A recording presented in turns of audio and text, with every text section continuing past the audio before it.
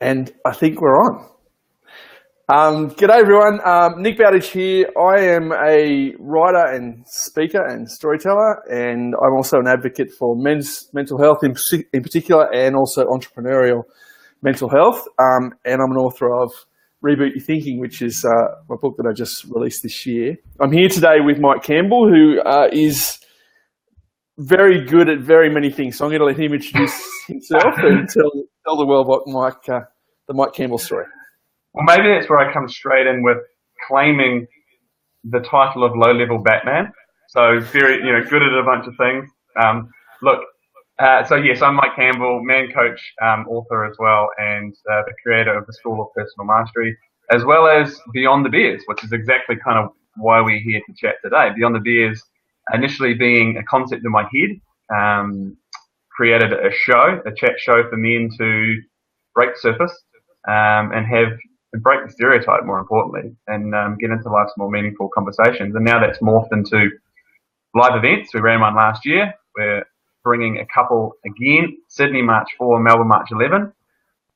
And Mr. Nick Bowditch here is going to be our keynote speaker on the day in Sydney. I'm very pumped to have you on board, mate, and bring your story, bring your personality, and just bring your authenticity to the room. One of the major things for me with Beyond the Beers is normal guys talking about shit that is not perceived to be normal, I suppose. And that's why I'm happy to be involved. I wanted to say too, can you believe? Do you ever feel like you can't believe that you're doing this stuff with blokes, and that blokes are willing and able and keen to engage in conversations about their mental health and their gender identity and how they feel and their feelings and thoughts and emotions? Are you ever struck by the fact that 5 years ago this would never have happened? Yeah, good question. Sorry, it was just something cut out there. Yeah, so good question. Yes and no, in the sense that I do reflect on things, but at the same time I try to be as present as I can. So I see the situation as it is now. I know that things have potentially been worse in the past, but the next conversation, the next action is kind of where my focus lies, and all of that reflection is what spurns me to keep going, right? Yeah, cool. Things are improving, massively. There's so much space, opportunity for men to talk about their shit, talk about what's going on with them, but be open and honest, talk about mental illness and more serious and confronting stuff. And that's awesome. But of course, it can always be improved or be more effective, I suppose. So what gets me more so is not shock or something like that, perhaps, at some of the stuff, but just because I'm in it and I'm having these conversations all the time, as I'm sure you are, it's just paying attention and then continually being grateful for some of the conversations that I end up in, some of the sharing perhaps that I facilitate, but more so the fact that guys are starting to, quote unquote, go there a bit more, I suppose. And do you feel what's been, because I'm with you, right? I'm always kind of not amazed or shocked, but interested that people are interested, men especially are interested in the stuff that I talk about, my own mental health or my own mental uniqueness, right? And I'm always kind of a bit interested in, I enjoy the surprise of somebody who I would never have thought, with all of my unconscious bias about them, would never have thought that they would come out and say, do you know what, I'm in a hole at the moment, dude. I just don't know what to do. I feel amazing now, I'm so happy and whatever it is. And so I enjoy that kind of moment where I think, geez, I would never have thought we would have this conversation. So what do you think has changed? Is it just because a handful of people are starting to be more authentic, and it's snowballing? Or do you feel like there's some sort of global thing that's a cyclic thing where we're starting to come into this moment where we can feel empowered and to be authentic? What do you reckon? Well, I think it's probably a bit of everything, right? You know, the more global, let's call it, shift, which I think, you know, I certainly believe is happening, and I know a lot of people do, even though we might see all sorts of terrible, depressing shit going on in the world every day if we look for it or choose to watch it. But that stuff starts with people going first. That stuff starts with you know, leaders essentially going first. And so that's where, you know, you get up and speak in front of a bunch of people, and it might be under the context of media and marketing that you share you. Yeah. And that is inspiring, especially for men, right? This is my opinion, and I know obviously you have a focus more on men. Women are more naturally inclined to feel and experience their emotions and deal with their shit and talk it out, and we are not so much. We generally need things to be safe. You know, we have a very big preoccupation and conditioning around what other people think, and so we wear that mask, and it prevents us from, you know, being seen and heard, basically. But when someone else does it first, it's like, I can, that wasn't that difficult. In fact, that seems courageous, and I feel respect for that person. So people going first is happening more. And of course, you know, look at you know, the age we live in. You and I are able to sit here in completely different places, talk about this stuff, broadcast it to a bunch of people. So, you know, technology is massively benefiting us in that respect, you know, if we use it effectively. But in general, we need people to go first. I think as men, that is absolutely what we need. We need normalizing this stuff, normalizing talking about what's going on with us, normalizing experiencing your emotions, talking about shit that's getting on top of you. And something I want to point out really quickly that you said earlier, which I think is super crucial, because a lot of the time what we're talking about, guys like us, is fellas, if there's something going on with you, share it, right? And we're talking about the harder stuff, the struggles. But the other thing, a lot of us don't, especially down this side of the world, England, but down here in Australia and New Zealand, which is where I grew up, is we don't want to share our wins. We don't want to truly experience the good stuff, because that could get whipped out from under us, or people might bring us down a peg or two. So it's not just, you know, having a beer with a mate and going, dude, man, life's getting on top of me at the moment, or whatever. But you know what? I'm fucking great. I'm fucking great at the moment, and really owning your wins and experiencing joy. Yeah, I think it's spot on, right? There's something very un-Australian or un-Kiwi, as you said, about saying, I'm really good at this, or I feel really good at this, or I did a really good job of that, or even then, I'm here for you. You know, we're mates, and I love you, and you can tell me something. Like, you know, I think that's getting easier for people who are who are surrounding me, because they're used to my kind of woo-woo shit.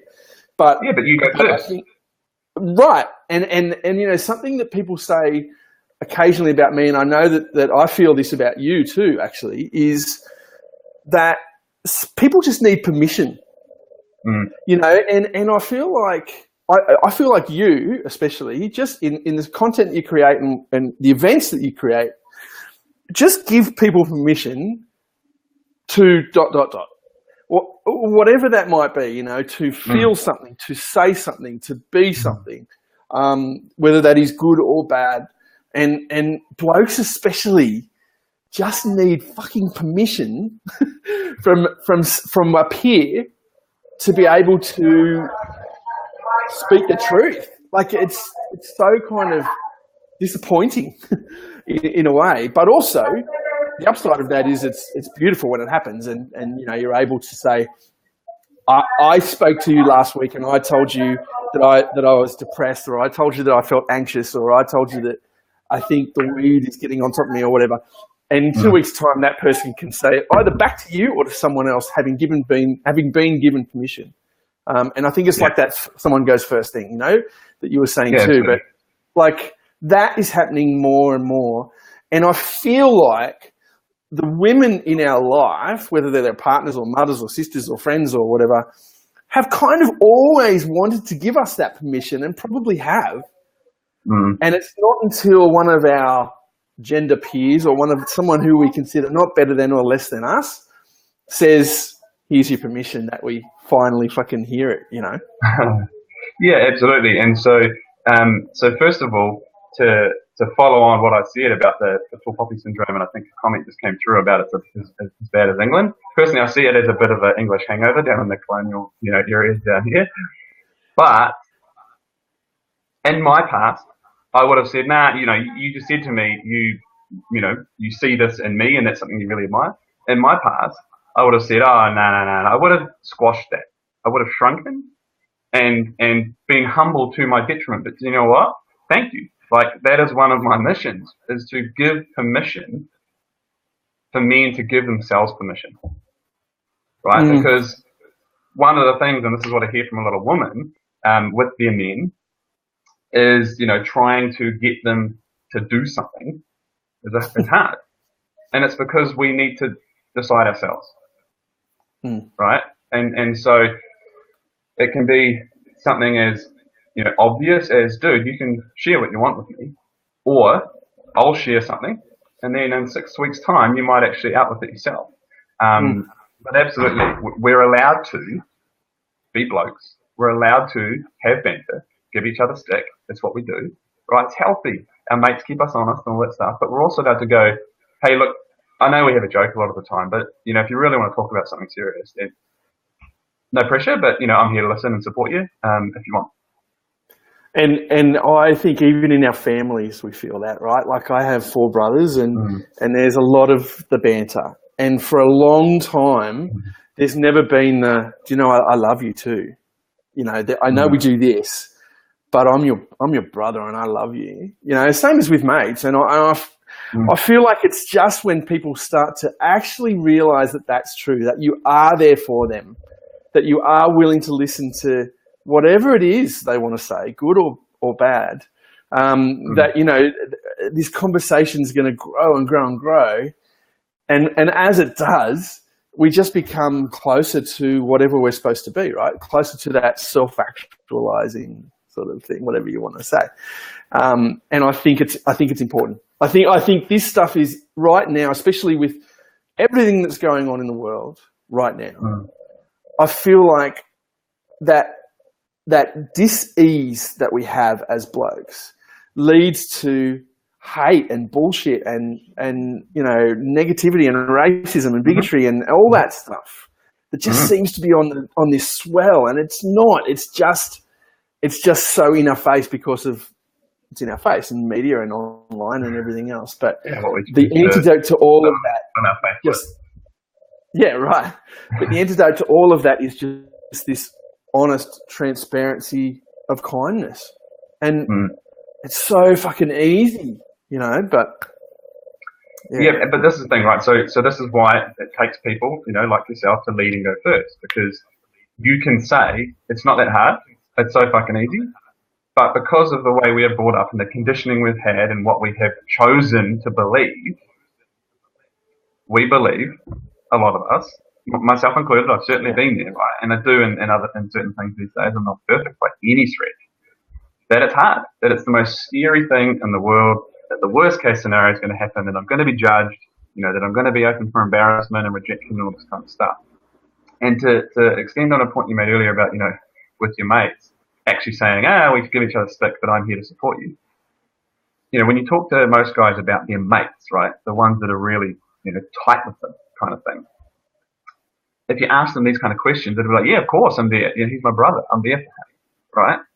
And so we are willing to support our mates if they come to us, right? Some of us might not be skilled. We might be very uncomfortable with someone coming to us and sharing something super deep. But the answer there is just to listen. You don't need to solve it. That is fundamentally where we kind of screw it up. But if a mate came to you, average guy, came to you and said, mate, I need some help or support for something. Can you listen? I'm struggling. Most of us, we have that loyalty in us to go, absolutely, like whatever I can do. Yet we don't see that they are waiting for us to do the same thing. Yeah. And so we just break the cycle of giving and sharing. And so that's just why it's always these dead ends, right? Yeah. Yeah. We're waiting for someone to help and support, but we won't do it. And so this is where, we can see sharing and vulnerability, right, which is the big, key scary thing. We see it as courage in other people, but we still see it as weakness in ourselves. That the courage thing is huge for me, right? And because I think we've got it. I think we've kind of bastardized that word, that notion of courage and bravery. Because we hear it all the time in mainstream media and stuff that someone pulls a hamstring while they're batting for opening the batting for Australia, but they still bat on all day and they carry their bat and it was so brave. It was a courageous performance. No, it's not. Like that's not, like landing on the beach at Gallipoli and running, you have to run 80 meters and that there's an 80% chance you're going to die. That's fucking courage. Like I don't think our generation really feels that.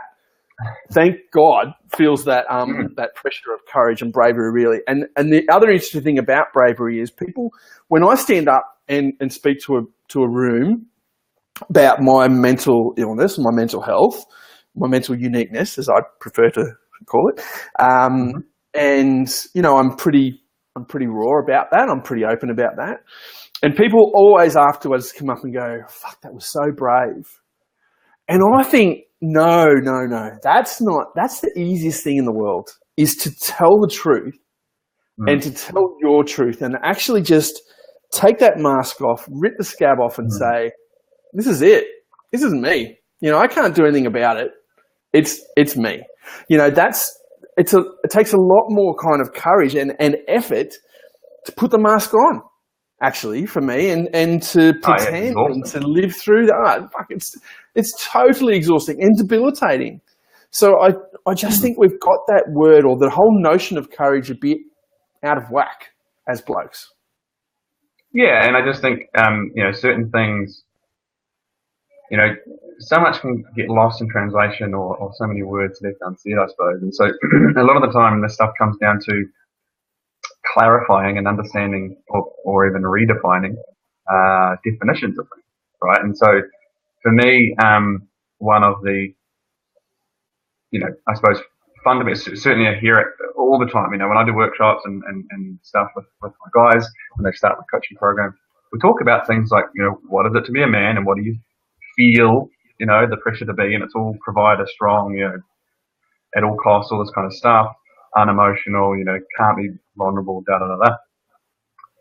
And the simple thing is, we fear vulnerability because it's weakness. Yeah. That's kind of what we can sum it up to be. But for me, it is totally the opposite, right? Vulnerability, meaning, as you just said, speaking your truth and showing up to be seen and heard. That's far more courageous. If we fear vulnerability because we'll be seen as weak, that is showing weakness. Right? And so it's just understanding that when we hold that shit in, that's showing our weakness. And we don't need to have judgment around it. It's just, what do I do next? Yeah. My 7-year-old said to me yesterday, and she obviously picked this up at school or from some wise oracle in second class, that she said, it's weak to be weak, but it's strong to be strong. And I was like, oh my God. It was just every now and again, she just comes out with these things. I'm like, fuck. But it's so true, right? Like it's to show that strength or that leadership is the strongest thing we can do, but it's not the easiest thing to do, No, for a long time. Again, that's one of those dangerous words, strength, right? Yeah. Because a lot of guys think, so that means I need to handle everything myself, not unload onto other people and take care of, everything, being completely self-reliant and self-sufficient.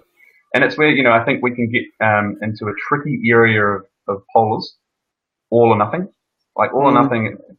If we're down here, like stoicism gone wrong, is kind of how I call it. But the shift isn't the other end of the scale. It's somewhere towards the middle maybe, that you need to find for yourself. So strength is self-reliance, is self-efficacy, but it's also being able to ask for support when you need it, share what's going on with you, and experience your emotion, and continuing on with whatever word, kind of comes up, right? How do we find our strength as blokes when as you say, strength and the word strong has this gender tie, right, to being a man? Man up, be a man about it, be the man of the house, blah blah blah. And then how do we reconcile that, right, against a global movement, which is an awesome global movement that's talking about the amazing strength in women as well.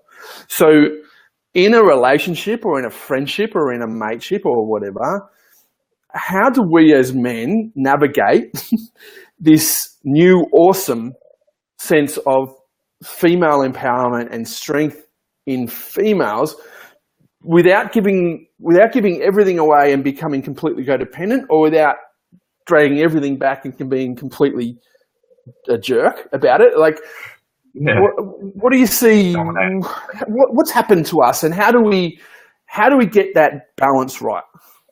Yeah, so big old can of worms, this one, I think. But like very simply, to quote Marianne Williamson, who's a world wide leader in women's studies, she says we've created a generation of hard women and soft men, and no one has benefited from it. And that's, to me, someone to sit up and listen to. A massive advocate for women, for equality and women's rights. And so I think what we see is, instead of having the polarity with the masculine and feminine, it's become a little bit more balanced, in the sense that women have had to step into their masculine. And so there's a forced masculine there, which doesn't serve anyone.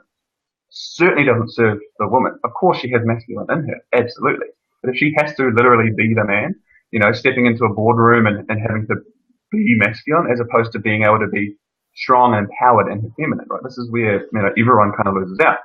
But when we have the quote unquote soft men who don't know themselves, don't know how to stand in their strength and power, then insecurities come out, right? This is where women get treated like shit, whatever the scale is, because men are struggling there. So for a man to be strong and in his power and masculine doesn't mean he is being dominant and ruling over others. It just means that he's secure in himself, really, right? And he can allow to soften, I suppose, into the feminine. Yeah. If that's making sense. And I think, and so for me, because as you said, you hit it on the head there with what we hear: be a man, harden up, toughen up, all that stuff. That is what sinks in, right? And so that's the mask that we put on every day. And so for me, to be a man is not some simple definition. It's working out what it means to be your own man, and then showing up in the world as that. It's experiencing that for yourself, and then allowing the world to experience that. It's so important, I reckon, to put yourself first in that, regardless of your gender. That equity or an equality in a relationship, be it in a relationship or just in the relationship between the genders, is only equitable when both people show up as the best versions of themselves, the least codependent versions of themselves. And so, unfortunately, the greater voice in the world right now is unfortunately one that says women are less than, and they must be super, super strong and whatever to balance that out. And I just think that's really unfair to both genders, actually, for the people who just want to meet in an equitable space, because it's saying to, like, I say every day to my 7-year-old daughter, your power isn't in your looks, your power is in your heart, in your kindness, in your intellect, in what you can do for other people and stuff like that. But the world is still saying to her, gee, your pigtails look pretty today.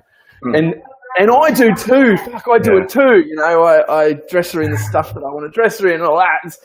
And so, I just think, thank God that we're having this conversation. Right. But you know, at least we're having this conversation. At least she knows that she has power other than how she looks or carries herself or how old she is or whatever, right? Yeah, so you know, obviously for men, as you said, there's the man up, harden up, toughen up type thing. Be a man, be strong. The woman that's identifying with their body and their looks, and that's, you know, doesn't serve women. It sends them into a place of you know, a lot of the time hating their bodies, right? And there's a really unhealthy relationship there. So I think very simply, and this is obviously why I work with men, because I think a lot of the issues we see in the world come down to dysfunctional and disconnected men. And so when we can truly educate and empower men to be secure in themselves, they become empowered, and an empowered man empowers women. Yeah. And vice versa, I would say. Yeah, you know, absolutely. I think and then it becomes a virtuous cycle. Yeah. I think people only know what they know. You know, people only know what they know. And I see this all the time, that I can talk about something to an audience or write something in a book and people say, fuck, I have never thought that before, or I've never heard a man say that before. And it's like, okay, that's because the world that grew you, the world that nurtured you was thus. The world that you now live in can be thus, though, you know, and I feel like that's a big difference. There's a couple of questions I want to get to real quick, mate. Tom asks, do you think fear is the main reason that guys don't open up? Like, is it just a matter of you only know what you know and your social construct or your family construct is in such a way that you only know that? Or do you think it is fear? I mean, fear is such a big thing with blokes, right? Is it fear that stops us opening up, or is it, look, I don't know who to open up to. I don't know how they will react. I don't want to trigger somebody else's shit. Like, what do you think is really that thing that holds blokes back? Well, I mean, I think it's both of those things, right? So as Tom said, there is unconscious. So I think, you know, we have two things. One, we have the consciously ignorant who are choosing not to, and we have the unconsciously ignorant. But it still comes down to fear for me. It's still about judgment, potential for judgment, embarrassment, rejection, and so on.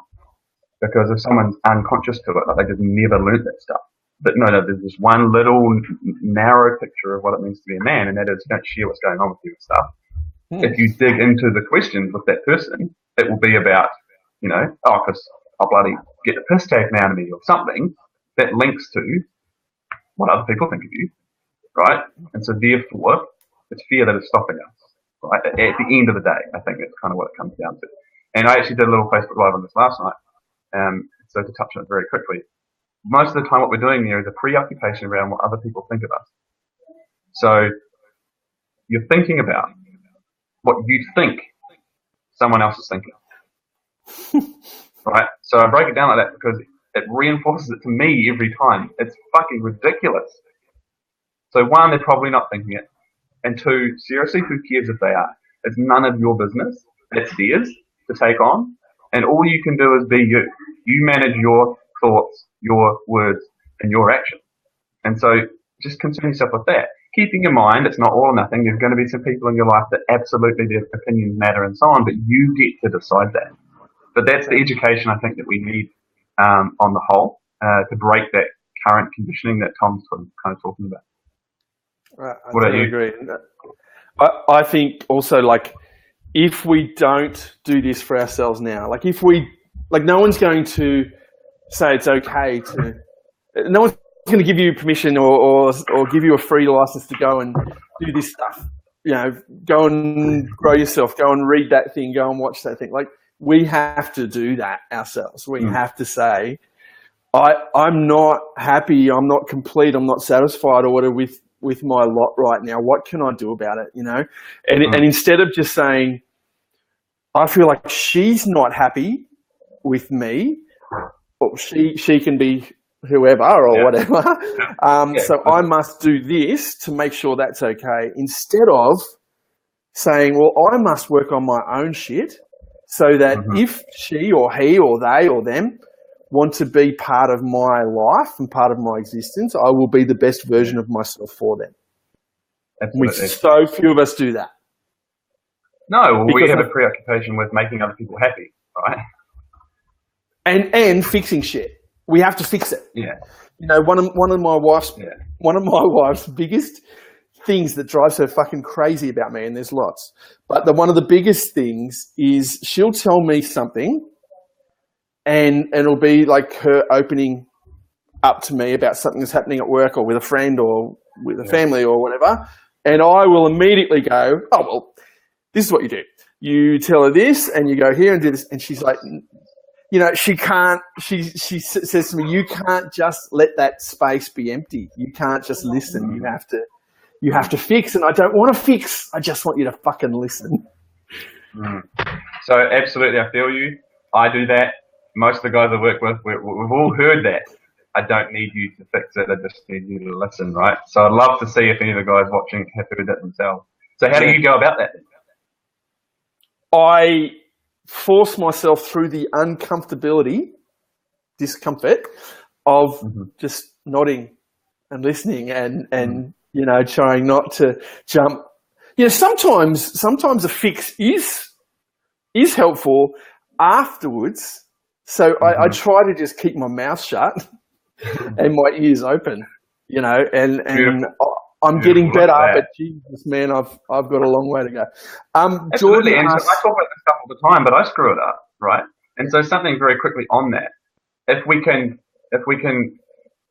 own and realize maybe in our own heads that the solution that we so desperately need, because we are uncomfortable ourselves sitting in something and processing it, that's what women are doing, and they're bringing us in to do that, right? And we usually fuck it up and make it about us. That's what we're doing, right? We make it about us because we don't like sitting in that. The fix is listening. How you fix it is listening, right? So that's kind of what I use. Doesn't mean I do it all the time. Probably screw it up a few times a week, right? But as long as I pay attention and learn for next time. But also here, a couple of things can be super powerful. Question. Can I support you at the moment in any way? Is there anything I can do? No, shut up and listen. Beautiful, right? We don't have to try and figure it out there. You just ask what is currently the most appropriate option, and then you get the words. Yeah. And you learn that. We learn that, right? Yeah. Because I feel like the last few months, I have been the best I've ever been at that, which is starting from a very low base, right? But but sometimes, you know, she or somebody else in my life will say something to me, and I have just shut up, and I've just listened, and I've nodded, or you know, maybe a cuddle or whatever it is, and then a few minutes goes past. And one time in particular I can remember, and she just said to me, "Thank you for that." I was like, "Yes, I finally got it right." You know, so you know, I feel like it's such a gratitude point too when you don't try, when you don't revert to type and just try to fix everything and just fucking shut up and listen. Yeah. Jordan makes a good point very quickly about between men and women, but sorry, very quickly, and we spoke earlier about supporting your mate, and so. That is also something where two guys will solve, right? Because we both want to do that. And so perhaps a great way to support ourselves and our mates, or the men in our lives, is when there is something, it's not to solve it. It's to sit and listen and force both of you to process. And sit. You know, as you've said that, I reckon I'm worse with blokes. About because we both, if it's a one-on-one, we both want to fix things, right? Yeah.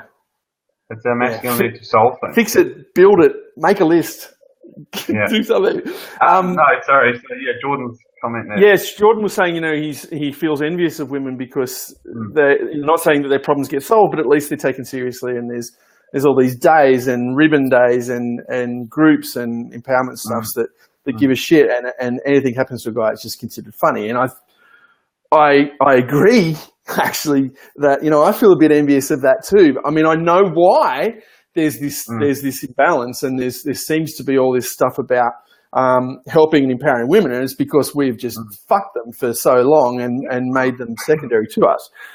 But how do you feel about that? Like, when will there be a balance? Will there be a balance where suddenly we need that help and support too? Yeah. So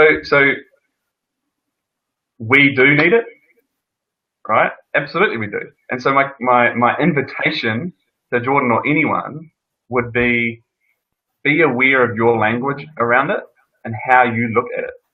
So I would invite you to be super fucking pumped for women that they have these opportunities. Like, how cool is that, right? If there's some support that you see necessary for men, if there's a gap or a space, do it. Create it. Be it, right? Be the change you want to see in the world. So we can have it all, right? Women need space, empowerment, but so do men. So it's not one or the other. And if you want to create it, then create it. Doesn't mean you have to create a massive big organization that supports men globally, but it might just mean that you stand up in your paddock, you know, and you go, I am the space for supporting men. That might be a literal standing in a paddock, or in your social circle, you might go, does anyone, you know, want to catch up and just have a real chat? And that's how it starts. I feel like that's that going first. Reverting right back to the first thing we talked about, you know, that's giving permission. That's going first. And the more we do that, the less we'll ever have to have these conversations, actually. And actually, the better we become as, not better, I'm not loving that word in this context, but the better we become as being blokes, and being, you know, fulfilled, not codependent, satisfied blokes, then yes, the less need there will be for women's marches and global days and everything, because we'll be closer to that equity. You know, we'll be closer to being the best version of us, which makes the best version of them. And there won't ever, you know, sometime in the future, maybe in my kid's life, there won't be a gender pay gap. There won't be a gender opportunity gap. There won't be a gender gap. Right now there is, and right now we can do something about it, but we can't do anything about it unless we show up as the best fucking possible versions of ourselves. Both of us, actually. Yeah.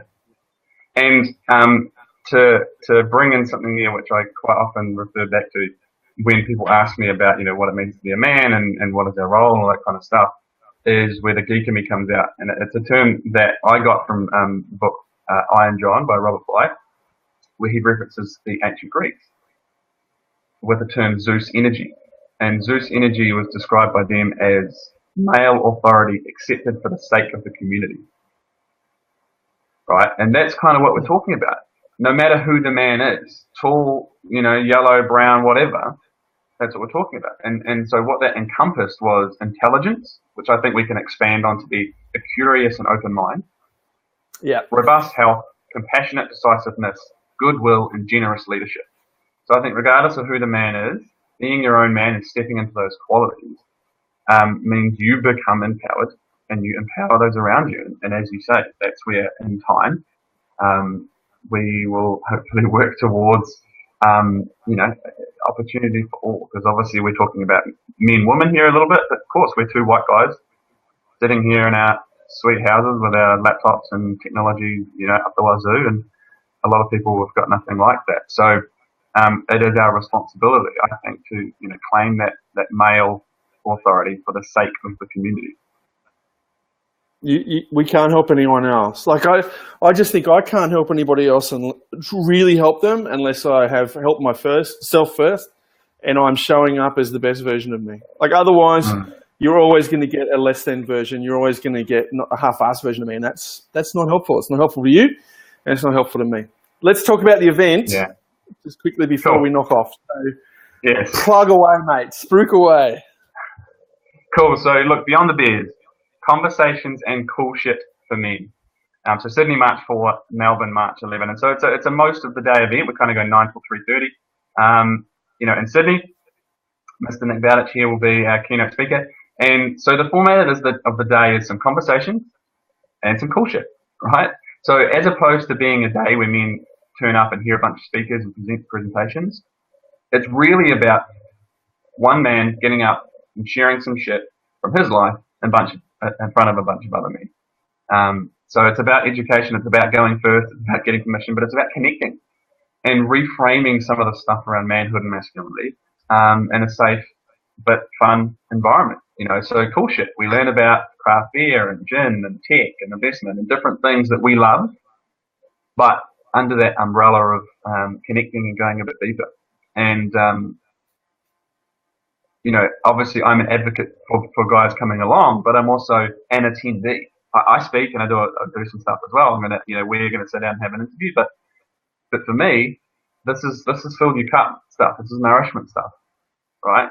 Because I get to connect with a bunch of dudes who I might not have known, and they might have followed some of my stuff on the internet or yours or someone else's, and then I can have a real conversation. Because the sooner men understand that what drives us to a large degree is connection, the sooner we can step into embracing that. And so that's what these days are about, really.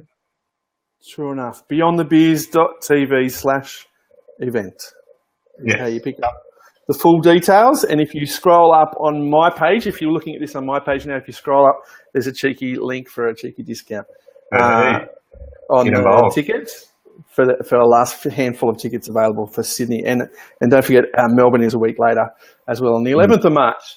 So we might wrap it up, mate. Thank you so much, Mike, for your time today, mate. It's been fun. Thank you, Kieran. The Maharshi quote, I love that, dude. Love that. Yeah, Thank you for contributing. And if you have any questions, keep them coming here now. And Michael, I can get back to you. Thanks very much, everyone, for joining. Mike, have a good day, champ. And I'll see you on the 4th of March. Yes, absolutely. Cheers, everyone. See ya.